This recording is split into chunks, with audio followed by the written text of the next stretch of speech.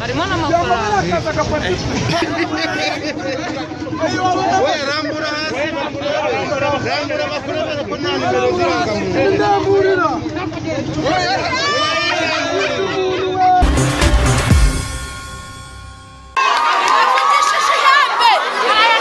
Hari saa 4 za mu gitondo bw'abacuruzi n'abandi basanzwe bakora ubushabitsi bari bahugiye mu mirimo yabo muri uyu mujyi wa Kamembe. Amaze mu buryo busa n'ubutunguranye abantu babona umugabo uri kwigaragura mu muhanda. Bamwe babanje gukeka ko ari moto imugonze, mu gushidikanya kwinshi birangira bamugezeho ariko batangira kumva ibyo yivugiraga.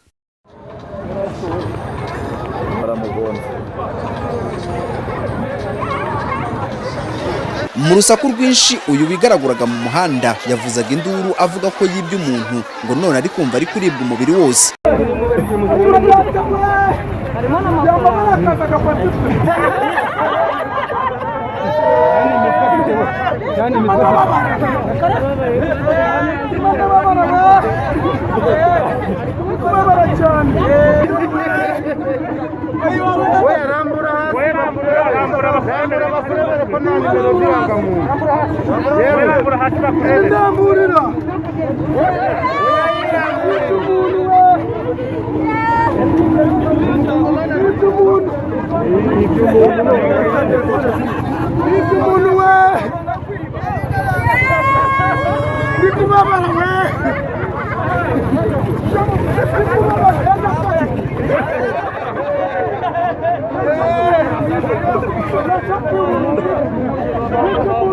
Nyuma y'iminota mike haje guhinguka umugabo ugaragara ko ari igikwerere, maze uyu wavugaga ko yarozwe n'uwo yibye yahise amuha ikofi yari yibye. Undi nawe akora mu mufuko y'ikoti imbere yambaye akura mu ihembe rito, maze ari kubita uwo mugabo ku kibuno ndetse no mu mugongo. Aho hasi yari aryamye yaje kuhazanzamuka abantu batangira kwiyamira.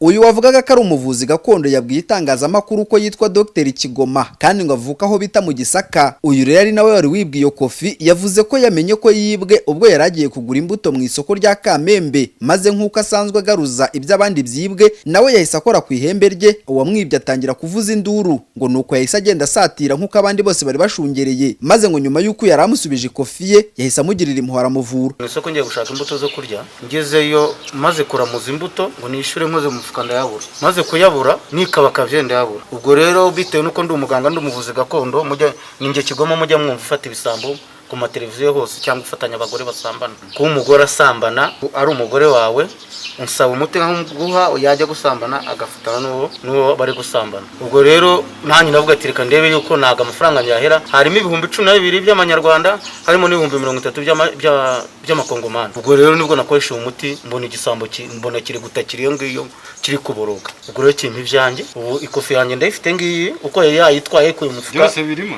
ngibi dore na sheke nkoresha ngiye kubikura byose niranga muntu nimwe yariri byose nimwe byari biri. Dore amafaranga ngaya y'amakongomani ngaya. Ngewe ndi umunyagisaka, Gisaka nago tujya twibwa. Abantu bari uruvunga nzoka muri uyu mujyi bashaka uyu mugabo kugira ngo abafashe kugaruza ibyabo byibwe. Uwo mwanya polisi yahise hahinguka maze ifata uyu mugabo wavugaga ko ari umuvuzi gakondo imuvana mu ruhame. Icyakora yahise arekurwa yurira motarata. Aha mu karere ka Rusizi hasanzwe hamenyerewe ikita gushambagiza, aho umuntu ashobora kwibwa maze akajya ku muvuzi gakondo akamufasha kugaruza ibye byibwe byose.